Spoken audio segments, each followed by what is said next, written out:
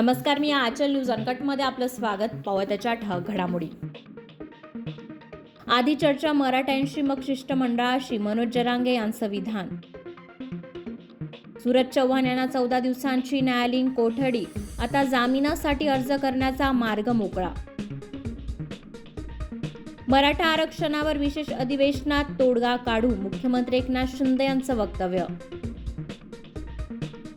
अजित पवारांचे चिरंजीव पार्थ पवारांनी घेतली कुख्यात गुंड गजानन मारनेची भेट, चर्चेला उधाण. शिवसेना ठाकरे गटाचे नाशिकचे महानगर प्रमुख सुधाकर बडगुजरांना अटकपूर्व जामीन मंजूर.